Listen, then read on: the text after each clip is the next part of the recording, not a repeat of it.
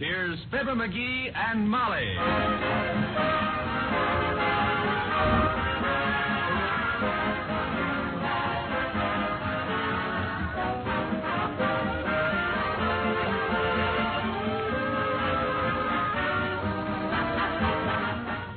For the American Armed Forces and their allies, Special Service presents the Fibber McGee and Molly Show with Billy Mills and his orchestra, the King's Men, Ransom Sherman, and Arthur Q. Bryan.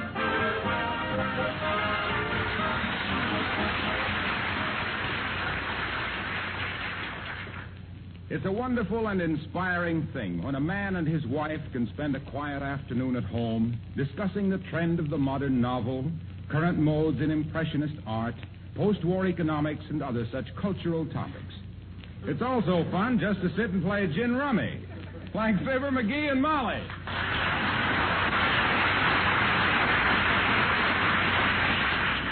I wish I could remember what happened with that 10 of spades. Are you holding it? I won't tell, dearie. You knew what I was holding. Now, McGee, stop peeking through the discard. Well, gee whiz, if the guy can't take a peek. Down with 4. Down with 4? Wow. You sure caught me with my fallen arches that time. Look at that, 87. Minus 4 is 83. Well, that's game. Wow. And you now owe me $11,649.13. Well, that's not so much, considering we've been playing every night since the game was invented. How much I owe you in cash? $1.16. So let's just play one more game. Ah, for the love of Mike. Try and be peaceful with a game of cards, and what happens? People run through here like Germans crossing the diaper. Dearie, that's Dnieper. Well, might be Dnieper in the middle, but anyway, I don't... Come in. Hello, Mrs. McGee. Hello, McGee. Hi, Doc, old sock. How's everything in the stick out your tongue and say all racket? Oh, you look tired, Doctor. Sit down, rest a few minutes. Thank you, my dear. I am tired. Most of the younger doctors have gone into the service, and we old men have a lot more cases to handle. Oh, you're not so old, Doc. I'll bet you're not a day over 85. Oh, McGee, Dr. Gamble is no more than 50. But frankly, I feel right now as though I'd been the obstetrician in care of Methuselah's mother. Hey, look, folks, am I intruding? Oh, not at all, Doc. Not at all, old kid. Not at all. We were just sitting around playing gin rummy.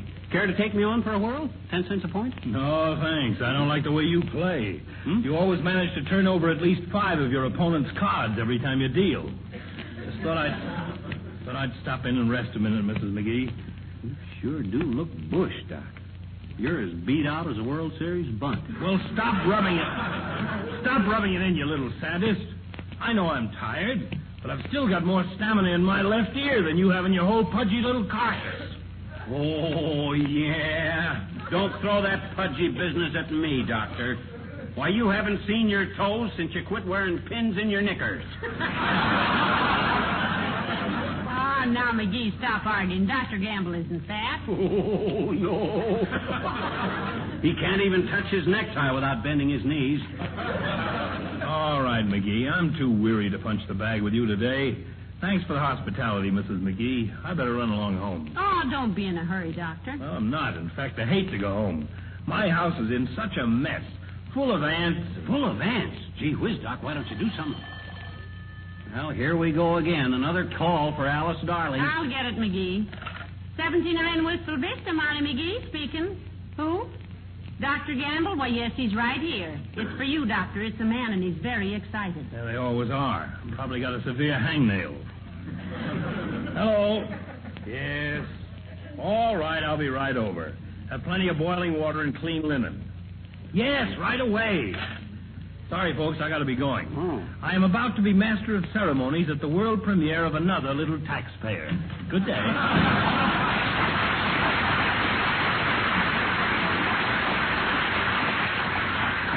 Ah, good old Doc. Just the middleman between the bird with the big bill and the guy with the big sickle. You know that poor man is almost worn out, McGee? I'll see. Did you see his eyes? I'll see. He's got pouches under him that a kangaroo would be proud of. You know what, McGee? I was just thinking it might be neighborly of us if we Well, heavenly days, he's been nice to us, and if the poor, tired man needs his dishes washed and his kitchen cleaned up, I don't see why we can't... Oh, no, you don't. Oh, no, you don't. Let him exterminate his own ants. He's a doctor, and if he don't know how to be But, sanitary... McGee, we owe it to him. Why do we? Well, think of the things he's done for you. Yeah, at $5 a thing.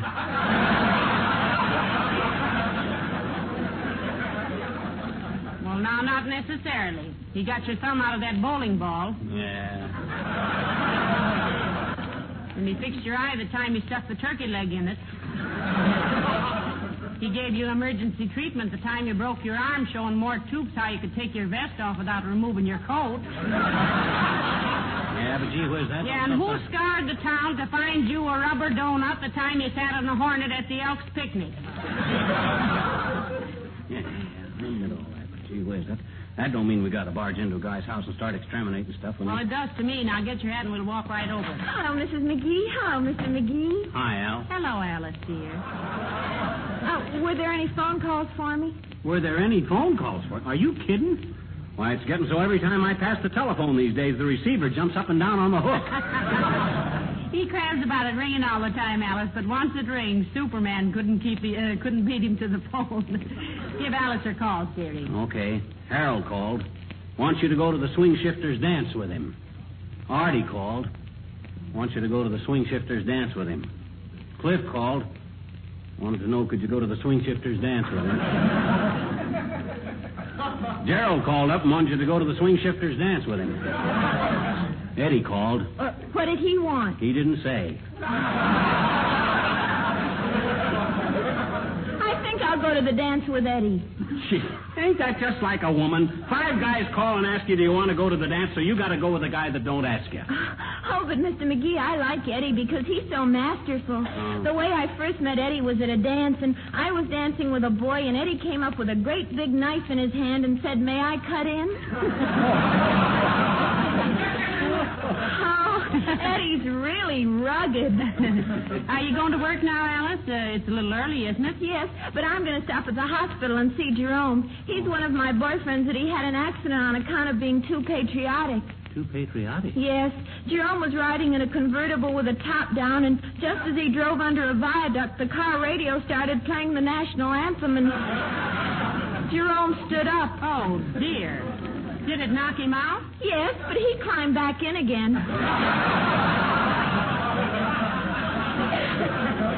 Then after I go to the hospital and see Jerome, I have to get to the factory early because the fellows and girls on my shift are putting on a musical comedy, and I have to start rehearsing. You mean rehearsing? No, we haven't rehearsed at all yet. Oh, it's going to be a perfectly super production, my dears. It's a story about a girl who is simply mad about this great lover, and she tries to help him break out of prison. Oh, what's the name of it, Alice? Romeo and Joliet. Look, Alice, if anybody wants us before you leave, tell them we're over at Doc Gamble's, will you? I certainly will, Mr. McGee. I'll write a little note and leave it on the door telling everybody where you are. Fine. But when I leave the house, I'll tear it up so the burglars won't know there's nobody here. Goodbye.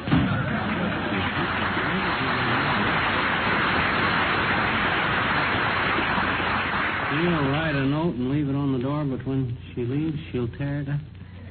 I don't get it. Come on, Molly, let's go. We gotta go.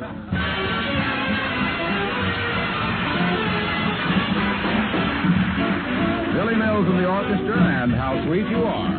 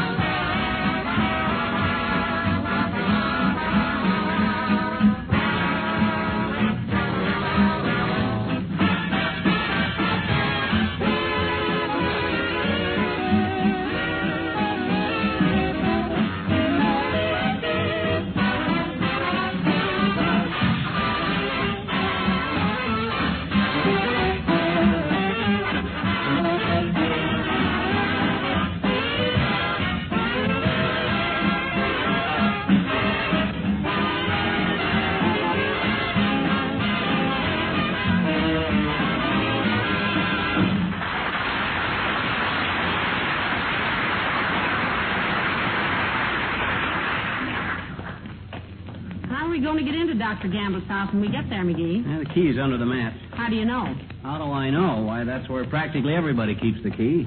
Well, don't you think Dr. Gamble is too intelligent to use such an obvious hiding place? That's just the point. He's so intelligent, he knows nobody'd ever think he'd do it, so he does it and fools them. But he don't fool me. I'm intelligent, too. Well, here's your chance to prove it, dearie. This is Dr. Gamble's house. Okay. There's the key under the mat. See? You certainly figured that one out, McGee. Betcha. Now, come on.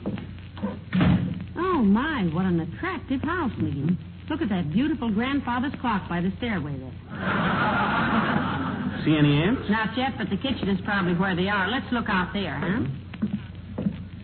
I guess Doc ain't such a bad housekeeper for a bachelor. Everything looks clean. Yeah, but you know how men are. Careless of crumbs and things. Mm-hmm. See if there's any ants on the windowsill. Okay, I'll take a gander. Here, give me a hand and I'll step up onto the sink and... All right. Better brace yourself on the china cabinet there. Not a sign of ants here, Molly. Maybe they... Let go of that cabinet, McGee. The shelf is loose. No, that's okay. I only...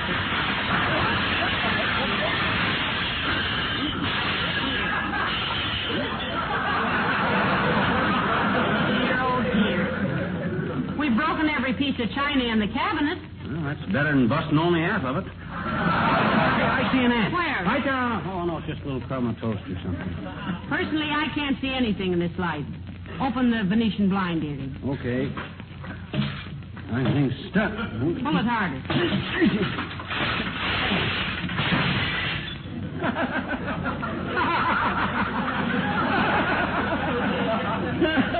Imagine that, I was pulling the wrong cord. Can you get it back up? Sure, nails just pulled loose is all.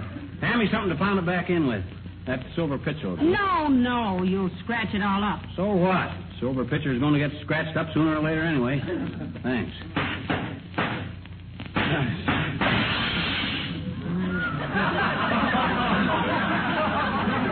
What'd you do now? My hand slipped. Broke the window. Well, hand me the silver pitcher. I can't. It fell out the window.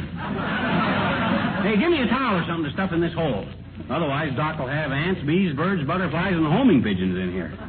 There we are. Maybe this was all a mistake, McGee. Huh? Look, we've only been here 5 minutes and the place is a wreck. Well, you can't make an omelet without busting a couple of eggs, I always say. Now, the first thing we got to do... Hey, Fibber, Molly, where are you? Who's that? Sounds like Mr. Wilcox. I'm in the kitchen, Mr. Wilcox. How'd he know where we were? Well, Alice probably... Oh, hello, Mr. Wilcox. Hello, folks. Great galloping goldfish. Something explode in here? No, we're just doing this as a favor to Doc Gamble, Jr.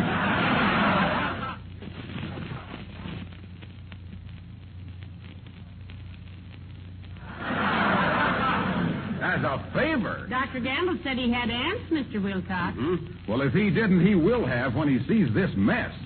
What were you doing, chasing him on horseback? No. Hey, what are you doing, Fibber? Who, me? Well, Doc's got the temperature set too low on this refrigerator. I'm adjusting. I think I just about got it now where it ought to be just about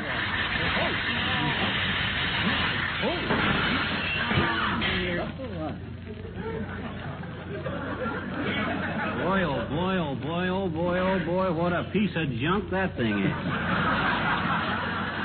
One little twist and the whole inside falls apart. Well, excuse me, folks. I'm getting out of here. Why, Mr. Wilcox? Why? Doc Gamble is our family physician, that's why. If he knew I was connected with this house wrecking, I wouldn't dare call him for a case of hiccups. Goodbye. Here.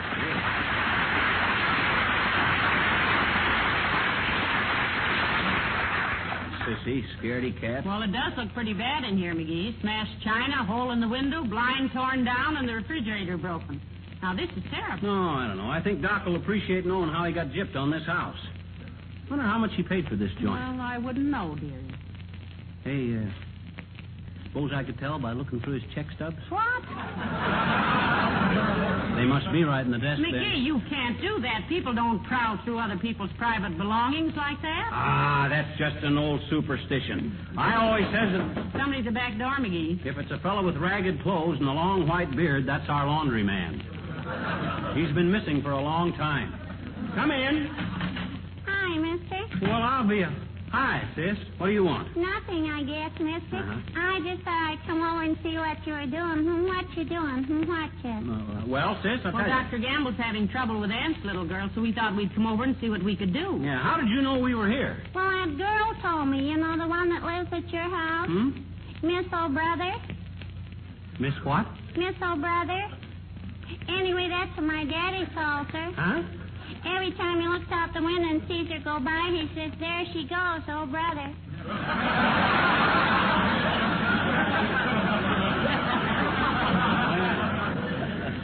Well, I see. what does your mother say to that, dear? Yeah, what did she think about all this? Oh, she just laughs and laughs. She says my daddy's going through the dangerous age. Oh, I see. When is a man's dangerous age, sis? Well, Mama says it's between 14 and 100. Or in rare cases, 102. See, what you been doing in here, mister? Everything's all busted up. Oh, a couple of minor accidents, sis. Now you run along. We're going to be busy. Okay, mister. Goodbye. And so long, and don't take any wooden dolls. Oh, I wouldn't, mister. Not after what happened to Edgar Bergen. What happened to Bergen? Well, he took a wooden doll once and hasn't been able to move his lips for 20 years.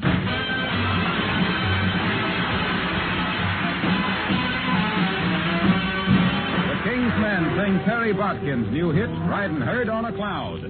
He was a cowboy, a two-fisted hitter, and always ready for a round. Now he's a-riding a different kind of critter.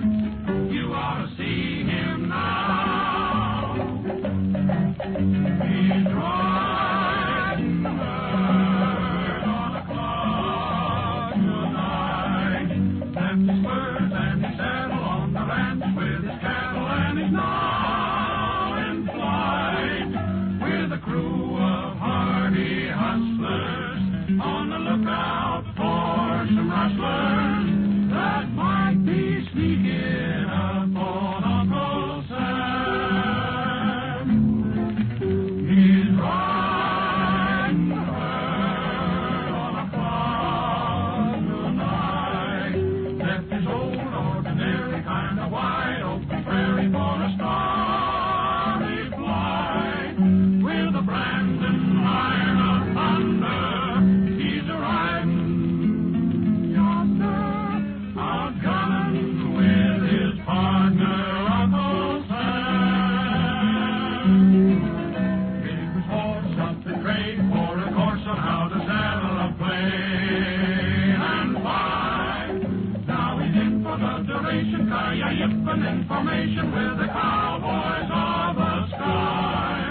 Someone back home feeling mighty proud says a prayer while he's there riding herd on a cloud. Yippee-ki-yay, yippee-ki-yay,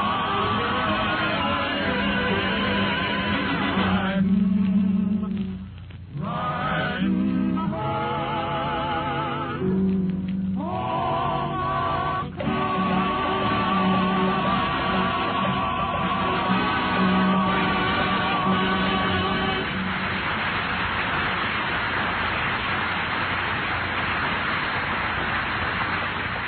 Hey, open another box of that ant poison, Molly. I got to sprinkle some more around the living room here. Oh, heavenly days, McGee. That makes 7 boxes we've used up. And you got it tracked all over the house. Now, look at that carpet. Well, the more there's around, the more ants it'll kill. Hey, help me move the piano out from the wall. Okay. 1, 2, 3. Push! What was that? Music rack on the piano. Busted in two when I started hauling on it. Boy, Doc sure took a beating on these furnishings. I never saw anything so flimsy. Did you see that arm come off that love seat when I picked it up? McGee, watch where you're sprinkling that powder. Remember, that's poison. Well, that's all the powder there is anyway. Won't be an ant dare stick its head in here for the next 20 years. Shall we put the furniture back where it belongs now, dearie? No, leave it out. Let Doc see how much work we've been doing for him. Hey, these are good cigars he's got here. I'll take a handful on behalf of how he'll appreciate what we're doing for him. I think I'll sit down and rest a minute, dearie. Me too. Hey, look. Well, slice me in two and call me Slim if that ain't a television set. Ever see one of these, Molly? No, and leave it alone, McGee. We've done enough damage in here. Oh, you can't hurt these things. Look, it's just like a radio, except it's got a screen up here that a picture's projected onto like a movie. See? What's the screen made of? Glass, I think.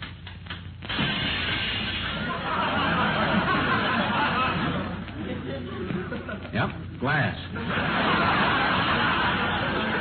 McGee, did you break that? Yeah, but they're easy irreplaceable. As a matter of fact, Uh-oh, somebody at the door. Come in. Hello, Molly, darling. Hello, Fibber, lad. Alice told me you'd be over here working, and I thought maybe I could help. Oh, no, thank you, Uncle Dennis. Hey, come here. We got a tag sticking to your shirt front. Oh, I have. Well, take it off, Molly, McVernon. Now, hold still. There. Let me see that. I thought so. Merry Christmas from Molly to Fibber. Now, look here, Uncle Dennis. No, don't get excited, lad. I was only breaking it in for you. Yeah. And look, I bought you a necktie to go with it now. You give me that tie for my birthday. Well, I bought it, didn't I? Goodness, lad. Now, doggone it, Uncle. One of these days you're Now, gonna... boys. Well, now, scram along, will you? We'll be home very shortly. Very well, Ed. And don't hurry home now, Molly, because I peeled the onions and they're cooking in the pot this very moment. What onions? The ones in the paper bag on the sideboard. Hey, those weren't onions. Those were Molly's new tulip bulbs. Tulip bulbs they were, huh? Sure. Yes, no, and I had one sliced raw on a sandwich, and it wasn't bad at all. But then us Driscolls have always loved flowers. Goodbye now.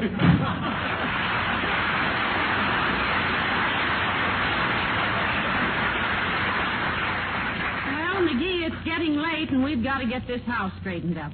Just take a look at it. Sure is a mess, ain't it? Mess is right. That green ant poison tracked all over the house, furniture broken, the china smashed, the refrigerator out of kilter, and heaven knows what. Oh, well. Now, come on out in the kitchen. We'll start to straighten out. Heavenly days, now what? I tripped over the lamp cord. It's a good thing I didn't fall on that busted globe, or Doc would have had a nice lawsuit on his hands. Leaving a lamp cord like that out for people like that. The lamp cord was under the rug. Oh. Looks like Doc's got company. All right, ladies. You want to see Doc Gamble? Yeah, because he isn't here right now. Won't you sit down and wait? What has been going on here? Oh, look at this house, Clarissa. It's a wreck. That horrible green powder all over everything. And who are you, may I ask? Oh, we're neighbors, sis, Mr. and Mrs. McGee. You see, when Doc said he hated to come home on account of his house being overrun with ants, we thought... I beg your pardon, such insolence. Please go. At once. Oh, yeah? Well, now, wait a minute, girls. Yes, who are you, if we may ask? We are Dr. Gamble's aunts.